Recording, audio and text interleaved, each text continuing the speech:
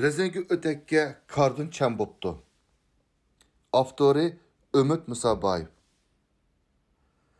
Indigenous People toğırsidagi programmadan keyin Pragada içilivatqan Indigenous People'lar qurultayıdan ko'rinishlar kayni-kayndan tarqalishga boshladi. Ko'rinishlarning birida Kanadadan donishmand Mehmet To'xtining Indigenous people have a right to be independent and free. deyish orqali Indigenous People'larning mustaqillik huquqini barligini ilgari surganligi va uni chavak bilan olqishlagan aqlsiz ketamchilarning ko'rinishini ko'rib kulib ketdim. Bu zoti muhtaram qonunning tilidan qancha tushunadi? Qonunning tilida right to be independent degan gap ikki ma'noda keldi. Birinchi, 18 yoshdan oshgan balog'atga yetgan bolaning mustaqil qaror ola oladigan, mustaqil hayotga qadam qo'yish huquqi borligi. Ikkinchi, qul qilingan bir xalqning bo'ynidagi zanjirdan qutulib, mustaqil inson bo'lish erkinligining borligi.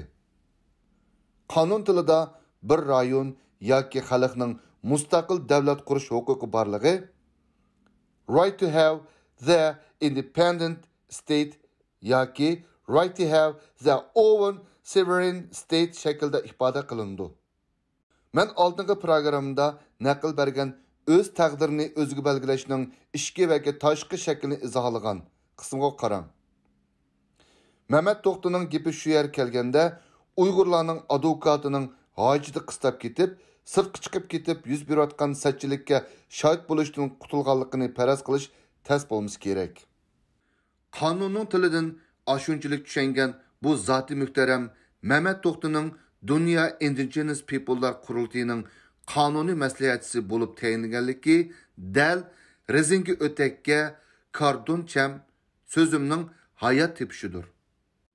Nimani bo'lsa Kanadaning suyini ichib salganlik sabablik Indigenous People'ning nimaligini azroq his qilgan Mehmet To'xti so'zining oxirida ichilgan yerni azroq bo'lsa-mu yepish uchun Indigenous People'likni inkor qilishga urinib, Dünya Uyg'ur qurultayining yig'inlarida hech qachon Indigenous People degan narsa talash tartış qilinib boqmadi deb turishiga qurultayning go'shbash raisi mikrofonni qo'lga ilib, BDT'ning her yılda bir haftalik yerli xalqlar yig'ini bo'ladi. Bu yerga 200 davlatning ortiqi qatnashadi. Biz mi qatnashib kelyapmiz? Bundan keyin qatnashimiz deydi. Videoni ko'rgan kishilar mush yerga to'xtishi mumkin. Ammo sahani tushunadigan bizlar uchun Erkin Akram apandining chiroy ifodasi bir muammo. Uning Dolqin Isoga qarashining ma'nosini tushunmaganlar uchun izohatini men berib o'tay. Erkin apandining chiroy ifodasining ma'nosi shudur. Ey Gushvash, Mehmet To'xti chiqargan ijozatni yuzingga surkaryapsan. BDT'dagi yerli xalqlar yig'iniga 200 davlat yo kuzatuvchi yo shikoyat qilinguvchi yoki dard anglag'uvchi 200 olusning 7,5 milliard xalqning vakili sifatida qatnashadi. Sen bo'lsang shikoyat qilguvchi Indigenous People'larning 370 million xalqning birining vakili sifatida qatnashsan Gushvash.